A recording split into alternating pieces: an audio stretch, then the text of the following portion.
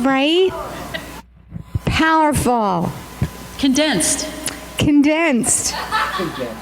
I like that. I do too. Thank you for a beautiful, beautiful song. And good morning. Oh my goodness. So I had to smile for myself today, and you'll see why. I'll do a little explanation. So my name's Jen, and hi again. The theme for 2026 is open at the top. And the theme for May is divine doubt. Today's topic, self-doubt as a starting block. And I had to smile because I am really good at self-doubt. Just saying. So this is for me and hopefully for you as well. Ernest Holmes reminds us of who we are in the midst of our human experience in this passage. Be steady in the conviction that our life is some part of God and that Spirit is incarnated in us. Affirmations and denials are for the purpose of vitalizing faith, for the purpose of converting thought to a belief in things spiritual. And Howard Thurman, speaking to the wisdom of honoring self-doubt versus rigid certainty. He wrote this: it is possible for a person to make an idol of commitment to a cause. We see this not merely in regard to political or social goals or systems such as fascism, communism, or democracy. Such blindness is conceivable even on what we think is the way to the kingdom of God. A person may be so fierce and unswerving in their commitment, what is clearly to them the kingdom of God in the world, that they do all kinds of unkindness and violence to others in their pursuit of it. Yeah. We see examples of that, don't we? All the tenderness and compassion of their spirit harden, and with grim vigor in their righteous dedication, they may easily become a righteous bigot. And so let's affirm together. I accept my doubt as an opportunity to learn. Here it is. Here it is.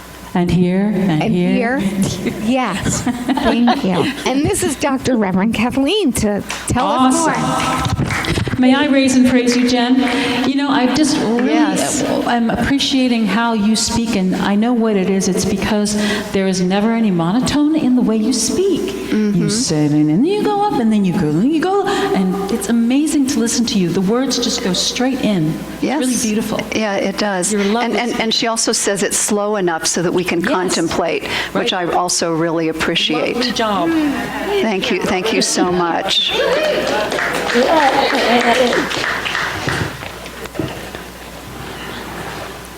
She gets compliments from me all the time. I really do love how she does her readings.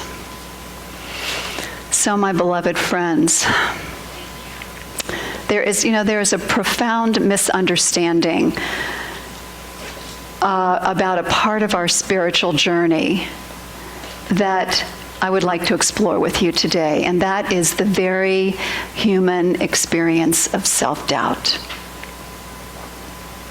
in our teachings in Science of Mind and New Thought teachings, we recognize that we are spiritual beings, whole, perfect, and complete, expressions, extensions of the Most High.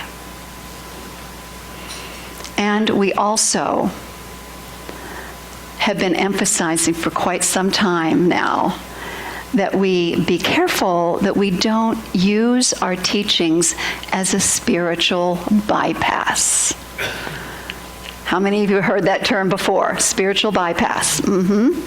So what that means is, rather than uncover the doubts, the fears, and the beliefs behind them, which can help us grow in consciousness, that we just gloss it over with all is well, I'm whole, perfect, and complete, which, those pieces are very important. I'm not denying the power of affirmations, but it's important that we couple them with the deep inner work of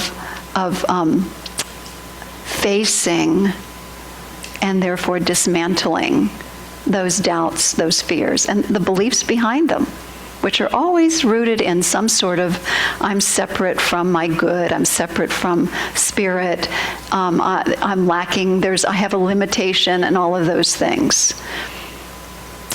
So looking at the doubts, the unexplored doubts, so important. First of all, let's tell the truth about self-doubt. Self-doubt is as natural to human experience as hunger and tiredness. Right? So often, though, we treat doubt like it's an enemy, that it's something to be fixed, overcome, and hidden. In other words, we fight against it. And what happens when we resist and fight against something? It persists, exactly. So we're going to approach this a little bit differently. What if we considered doubt a sacred opportunity to dive deeper into our inner truth, our inner being, and strengthen our connection with spirit? What if we thought of it that way, as a sacred opportunity? So here's another thing that I've noticed is, in our human experience, self-doubt arises because why? We're growing in some way. We're going outside of our comfort zone. We're willing to try out new ideas and to step into a new expression or experience of ourselves. We're testing new ideas. We're stretching. We're growing. We're expanding. And self-doubt tends to come up. Can I do this? Am I up to this? Do I have what it takes? So doubt then doesn't harm us. Our rejection of doubt is what causes the harm. So when we deny our doubts and we hide them in shame, we literally cut ourselves off from our divine connection, our connection with ourselves, our connection with each other, and our connection with spirit. Isn't that interesting? So this is a really, I'm really enjoying this particular topic, and I've really enjoyed doing some research into it and really contemplating this in my own life. So while our teachings, again, put an emphasis on optimism, affirmations, and looking good, which I said are vital, not looking good, looking for the good. Looking good. Looking for the good. We can look good too, whatever.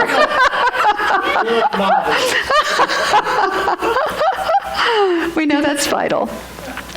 We know that what happens, though, is it can be misunderstood, particularly by new folks, to think that I can never show my doubts or fears because these people are so full of joy and they're so optimistic that I don't dare show what's really going on in my life.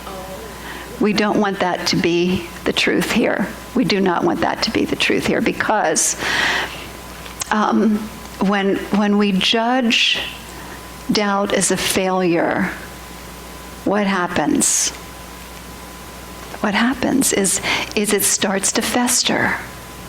It causes us to isolate ourselves, to stand apart from our spiritual community or from others and to do our best to keep it hidden. It takes a lot of energy to hold that kind of thing down. So it means it's going to cut off your creativity.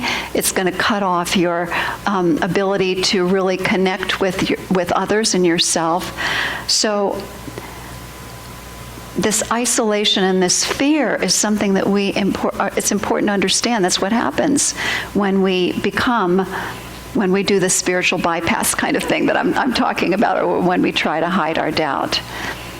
So here in this sacred space, I am claiming and declaring that this community is a safe place in which we can share our doubts and fears. And that means me too. That means me too. And so, in that case, if we can do this, if we can create that atmosphere, then we have an opportunity to become more vulnerable, to grow in compassion, to grow in love for one another. And that means we have the room to really, truly make some progress in spiritual growth, in personal growth and spiritual growth, however you want to look at it. Let's breathe.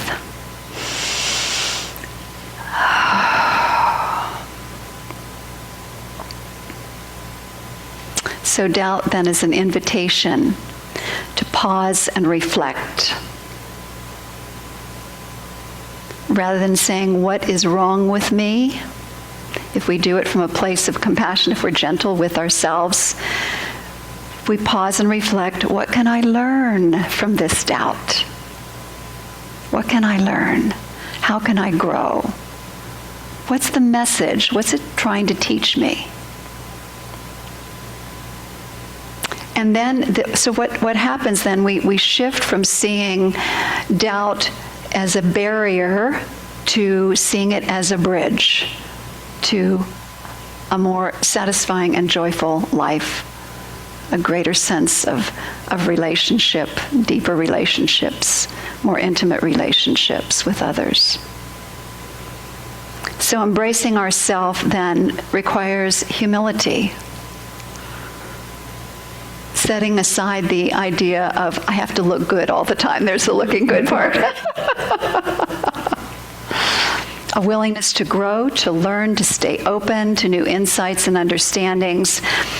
So what happens is our hearts open, our judgment softens, and our compassion grows.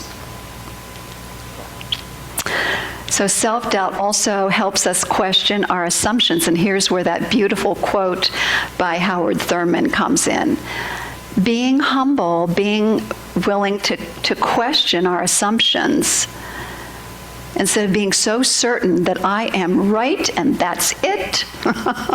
When we are willing to stay open and question our assumptions, it helps to prevent dogmatism and religious bigotry, which is what Thurman was talking about. One of the things that I have loved about our spiritual teaching and the path of Ernest Holmes and the people in New Thought is that we draw from all different spiritual traditions. We look at the golden thread of wisdom that runs through all of them. And therefore we teach these basic principles. And we also encourage everybody to listen within for their own inner guidance on what is right and true for them. So this is a really safe place to explore, to do that deep inner exploration, not only by yourselves at home, but with spiritual community. And that's the beauty of the circles. We have a men's circle and a women's circle now. We have the Power of 8, but also in our classes. So coming here is great. We're here together. We're hearing the message together, the great music and so on. But I really encourage you to make your way to one of our small groups, one of our circles, our care circles, for that deeper inner exploration in a safe environment where we can practice our courage of sharing about ourselves deeply, and then getting the shifts that we need into greater awareness of who we are in truth. So, it's helpful to ask yourself, could I be wrong about this assumption? And then to really listen, examine our beliefs and actions, and then allow Spirit to guide us into a greater understanding of what it means to show up as love, as wisdom, and as justice with our beliefs and our actions.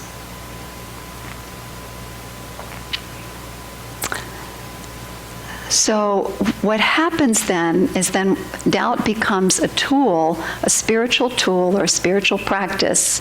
A spiritual tool is probably better, that keeps us humble and teachable and allows us to do course correction easily and effortlessly and to grow in wisdom. Let's breathe again. Let's stretch and yawn.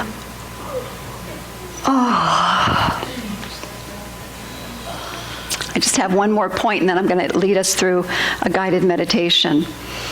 And that is that doubt is a beautiful catalyst for personal development. And here's the thing that I learned, and I just finally got it pretty clear. Self-confidence is good. It's a good thing. However, if you balance it with self-doubt or moments of doubt, you have what research has shown is when there's that balance, in other words, we're willing to look within and say, you know what, I might not be looking at this correctly. I might not be right about this. When we're able to do that beautiful balance of self-confidence and self-doubt, then what happens is we become more creative parents, more creative leaders, more creative people in the workplace, whatever it is that we do. It allows for greater creativity. It not only allows for better creativity, it allows us to cultivate patience with ourselves and others, kindness with ourselves and others, and also it gives us the courage to experiment with something new, to receive feedback, and then to continually evolve. Isn't this cool? Embracing our self-doubt can do all this. Being able to look at it and also to test our assumptions. So with that, I'd like you again to yawn and stretch. This is kind of a really cool way of getting the brain back online and the heart back online and coming into the present moment, breathing. I'm going to invite you to turn within. And let's practice this beautiful contemplative meditation. And I invite you to inhale peace and exhale tension.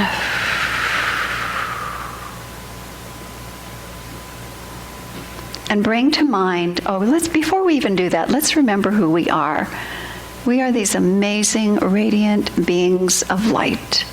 So stand for a moment in your divine self and realize that what you're doing is you're witnessing your thoughts, your emotions from that place of divine self. And bring to mind a moment of self-doubt that you've experienced recently.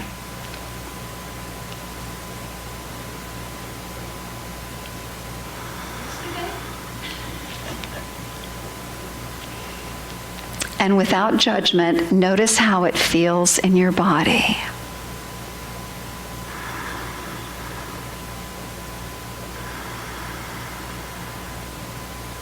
And now silently affirm, I honor this doubt as a sacred invitation to learn and grow.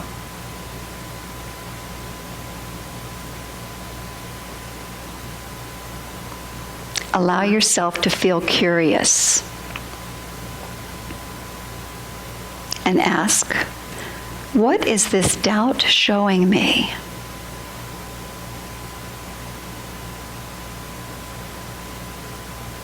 And imagine this doubt as a bridge that you're walking over to your connection with Spirit as you discover, what is it showing you?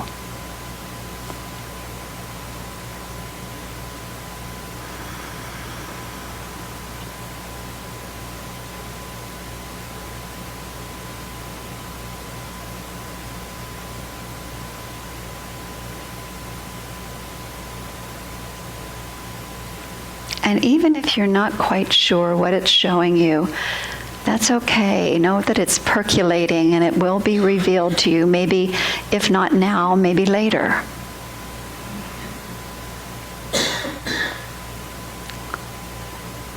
So take a moment and breathe out any shame or fear that has ever been attached to the doubt. Breathe it out. And breathe in openness and humility.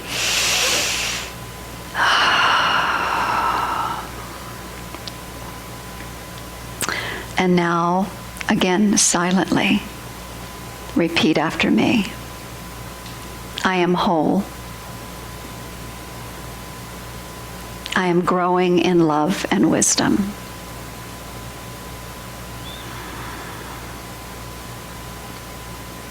Put your hands on your heart and allow those words to settle right there in your heart.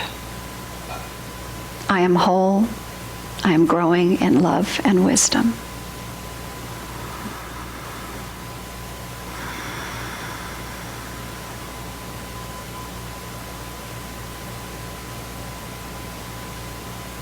And when you're ready, open your eyes and bring back that wisdom that you just gained.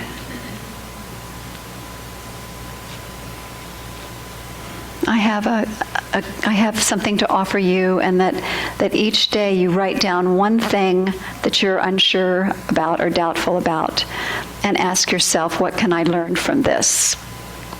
Very simple. Just like you keep a gratitude list, keep a doubt list. And what can I learn from it? And then notice how it opens the way for connection in your life. It's also helpful if you find somebody, a trusted friend or mentor to share it with. All right, so I'm going to end with a story.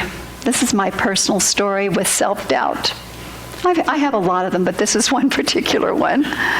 You know, while it's really easy for me to share deep vulnerabilities with a prayer partner, or with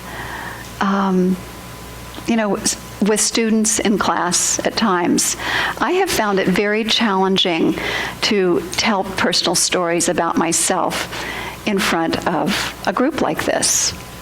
And the thoughts that go through my mind are, what if it's not interesting enough? What if it doesn't inspire them? What if it falls flat? And so what happens then is I hesitate, and then I go looking for a story in a book or online, which I think they've been good. I've found some really good stories. I'm not going to deny that.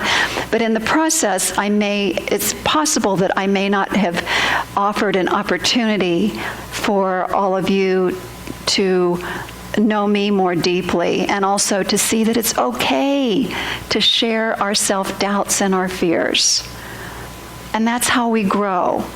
So this self-doubt around telling my own story, I'm letting that go. It doesn't mean I'll be telling you stories about myself every week, because there's other things too. But one of the things that I was also really concerned about is comment that I got when I first started this spiritual community. Somebody came up to me and said, the minister that I had before always shared these personal stories, and she said how she didn't really particularly care for it. So I think that planted a little seed in me right there. And I also had somebody a really long time ago, when I was a brand new minister, tell me, you're pretty uninspiring. Now, this person I know was wanting to hurt me. I mean, I get it now. Was wanting to hurt me. Yeah. So there were a couple things like that I definitely, I understand I was dealing with. and some things for me to challenge.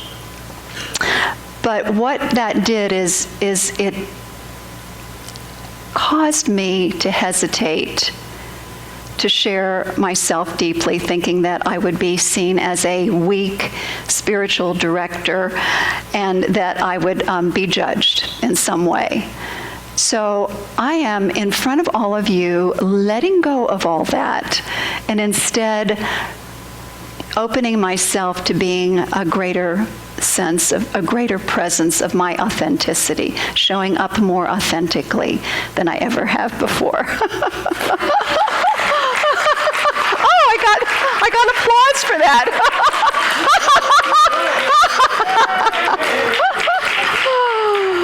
Oh, lovely. Right, it's freedom. It's freedom. So again, if there's any message that I want to give to all of you, it's the same thing. To form a really safe and powerful spiritual community, a beautiful container of love and compassion for each other, it's important that we feel safe and free to be authentic and express our true nature and share our doubts and fears, as well as our affirmations and reminding ourselves how amazing and wonderful we are. And so we honor our doubts without judgment, and therefore we can find a way through them. So our authenticity is a powerful gift. You remember that? And now I'm going to turn it over to Sharon and, and to Jim.